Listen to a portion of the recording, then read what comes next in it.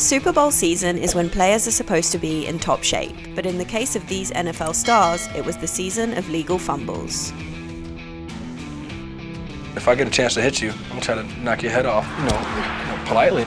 Eugene Robinson's arrest on the eve of Super Bowl 33 in 1999 is one of the most ironic incidents in NFL history. The day before the game, Robinson, who played as safety for the Atlanta Falcons, received the Bart Starr Award, an honor given to players who exemplify a high moral character. A few hours later, he was arrested for soliciting an undercover police officer. To hear the word solicitation is still painful for me, and I gotta call it what it is. His performance at the Super Bowl the following day wasn't much more honorable. He gave up an 80-yard touchdown reception by blowing his coverage and missed a tackle on the rival team's running back.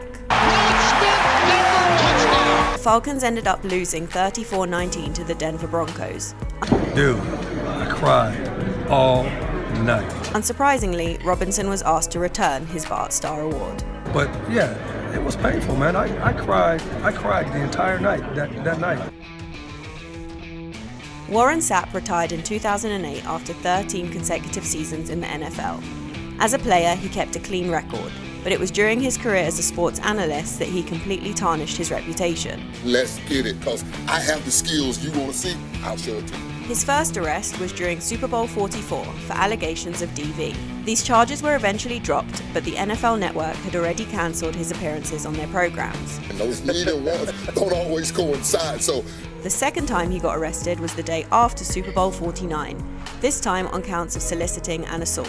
Yeah, so you gonna book me as a charge? Unfortunately, yes.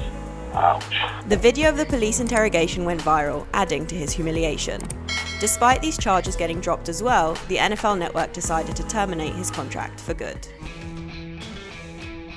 Ray Lewis is a member of the Pro Football Hall of Fame and one of the most iconic figures in the sport's history.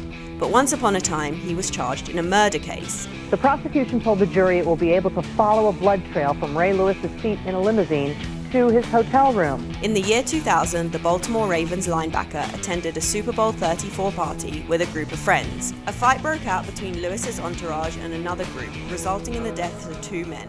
Then Melissa Keeler, who witnessed the post-Super Bowl fight from her apartment, described on a dummy how one of the victims was beaten. Other witnesses said Ray Lewis yelled at everyone inside the limo to keep their mouths shut and not say anything. Lewis and two of his friends were charged with murder. He entered a plea bargain, leading to his murder charges being dismissed in exchange for testifying against his two friends. I just cut loose some people that weren't supposed to be on my train.